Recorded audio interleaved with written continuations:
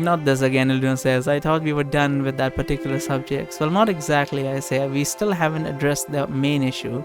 Your whole argument with Flower began because she wants you to treat her as an adult, but you refuse to do it. That is also why she's trying to act all mature now, and why she started calling you Iluna instead of Petal. Is because she's trying to get you to acknowledge her as a 29-year-old. Why do you care so much if she chooses to consider herself an adult? Why not just let her call herself whatever she wants? It's because she's not an adult, Iluna says. And the rest of you don't consider her to be a grown-up either. You've all called her a 9-year-old before. Well, yeah, but when we do it, it's mostly just teasing, I say. On the other hand, we've known her as 20 years. Known her for 20 years. On the other hand, you've known her for 20 years and you're still having these sort of discussions with her. Don't you think that you're taking this issue a bit too seriously? Let me get this straight, Iluna says as she puts her half-eaten sandwich on her lap.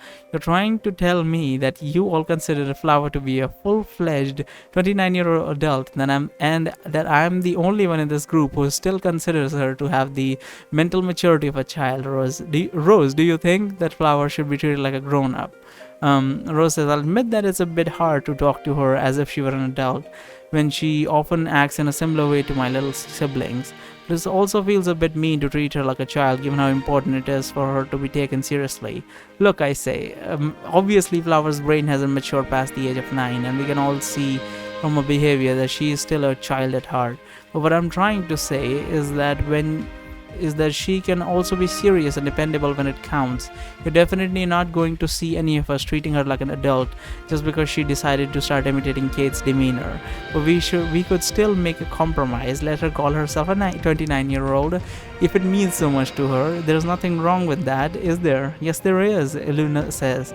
We can't just let her live in an illusion because she can't bring herself to accept reality. This will only hurt her in the long run. The harsh truth is that no matter how much she wishes for it, she's never going to grow past the age of 9. He lost that chance the moment I invaded her body 20 years ago. There is no way for me to undo the damage that has been done. The least I can do now is to help her come to terms with that fact before she delves even further into her own delusions. Hold on a minute there, I say. Are you telling me that this is the real reason why you're doing this? Because you're feeling guilty? And what if I am? Iluna says as she frowns at me. Well, then stop feeling guilty. It doesn't seem to me like Flower is blaming you for what happened. Well, to me it kind of feels like you're letting your guilt cloud your judgment, which is correct. Yes, guilt is clouding her judgment, and I'm gonna go with the Flower is blaming you line though, because that sounds like a little bit better. On second thought, I think I much prefer the option of, well, to me it kind of feels like you're letting your guilt cloud your judgment. I think that's a bit more objective, I feel like. I disagree, Luna says. Even if it may be out of guilt, I am still only looking out for Flower's best interest. I refuse to let her keep living in a lie.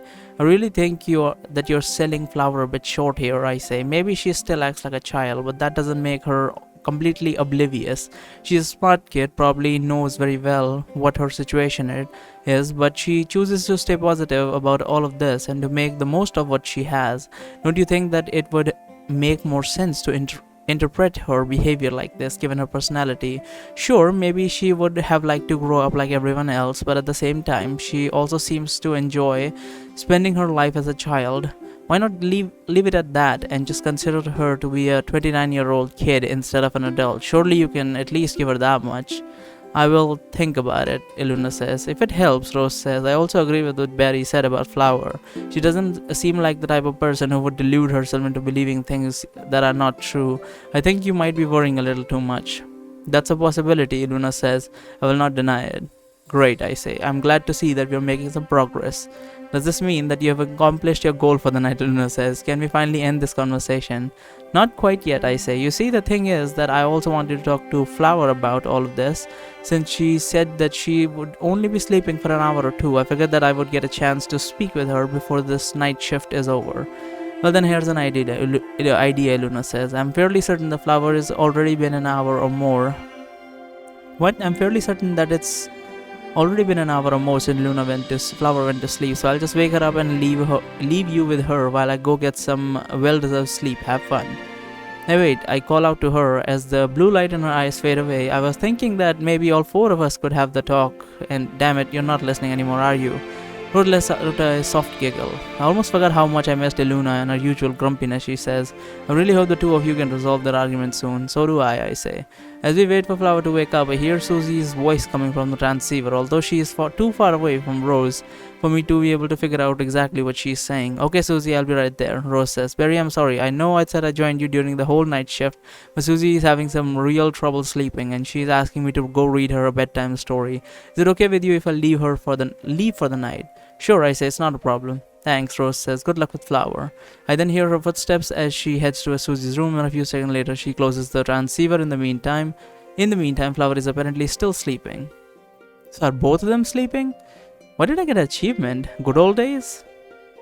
They should have gone with good old days, OLE apostrophe instead of old days. But whatever. I don't know why did I get an achievement. Maybe that's just a normal achievement that everyone gets in like the same path instead of making a choice. While Luna is waking Flower up inside her mind, her body is still sitting on the floor with her legs crossed as before, except that the eyes are looking somewhere ahead of them with a blank stare. When she finally takes control of her body, I can see that Flower has a very confused expression on her face, while her eyes are darting back and forth, looking as if she were trying to process a lot of information very quickly. I'm guessing that Luna didn't exactly give her too many details before going to sleep. It feels like she is trying to piece together a puzzle that is missing way too many pieces. Flower says. She turns to look at me. Luna said you wanted to talk to me? Yes, actually I wanted to talk to you about the... Instead of continuing my sentence, I stopped suddenly because I quickly realized that I haven't made any plans about how I would bring up this subject to Flower. About the, I say again, but I can't seem to find the right words in this situation. How am I supposed to initiate this conversation? I don't talk a lot with Flower in general, so I have no idea how she'd react if I were to bring up a serious topic like this out of the blue. Should I start with the subject matter that is slowly unrelated and slowly steer into a discussion in the right direction? Would she even be willing to discuss her personal issues openly with me, like Luna? How will I be able to get her to make up with Luna when I can't even think of a way to begin the discussion properly? I say once more, but this time in a weak and hesitant tone. Barry, are you okay? Flower says, looking a little worried. Your face is starting to get all sweaty. Oh yeah, I'm fine, I say as I wipe off the sweat from my forehead with my sleeve. I was just going to talk to you about the weather. That is hilarious. The weather is really nice this time of year, isn't it? Oh, for crying out loud, I hear Melindra shouting from the tunnel that she went in earlier. Melindra, Flower says, are now looking even more confused than before. Melindra, I say, shocked, as I watch her stepping out of the corridor and storming in our direction. Have you been standing there the whole time? I couldn't sense your presence at all. Of course you couldn't, Melindra says as she reaches us. I was suppressing my aura completely. It's already difficult enough to sense the aura of a still water as it is. You would have needed to have a magical sense that is at least as good as mine to be able to detect me. Okay, but what were you doing there? I thought you went out for a walk. I didn't go out for a walk, Melindra says. I figured that something was off when you offered to take a night shift with Luna out of nowhere, so I wanted to see what was up. I wasn't really planning to intervene, but you forced my hand when you began your endless stuttering session from earlier. What happened anyway? Why is it that you can talk so directly with Luna but not with Flower? Well, how should I put it? I say, Luna gives me the impression that even if I say something really stupid, she won't let it affect her emotionally. Flower, on the other hand, comes off as much more fragile, so I'm not sure what is and what isn't okay to say to her in a situation like this. She'll be fine, Vanessa says. You don't need to treat her like some baby. Like she's some baby. Here, let me show you how to start a conversation. Flower, what Barry was trying to say earlier was that he wanted to have a talk with you about your recent fight with Luna. What? Flower says, shocked, but I didn't have a fight with Luna. Is this why you just called her Luna instead of Petal? Huh, then why are you still imitating Kate's demeanor instead of acting like yourself? Yes, you did. I've seen you having arguments with her multiple times. Yeah, I mean, that's true. When did you ever see us fighting? Flower says. She imitated Kate's cold tone of voice again. Pretty much every single time when you called her Luna instead of Petal, I say. Doesn't mean that we are fighting if we are only having a slight disagreement, Flower says. Petal was just a childish nickname that I gave her shortly after I first met her. I've grown past that stage. Simply changing your behavior does not mean that you've suddenly matured, you know I say. Yes, it does, Flower says stubbornly. I act more maturely now, so that means I'm grown up. I'm a grown up. End of discussion. Flower, what do you want to be treated like an adult so badly? Melinda says. She looks at her curiously. Why is this so important to you? Because I'm an adult, Flower says. What kind of adult would wants to be treated like a child? Melinda says. Give me 1 second. After she says this, Melinda puts her hand in her backpack. She begins to pull several rocks out of it, which she lays on the ground in front of Flower. Alright, Melinda says. Flower, these rocks that you see in front of you are some of my most prized possession out of my entire collection. They're probably my favorite ones. Do you like them? That is the funniest shit that she collects rocks. Like, it's not even like she collects like minerals or something. Like, she just collects random pebbles from the ground.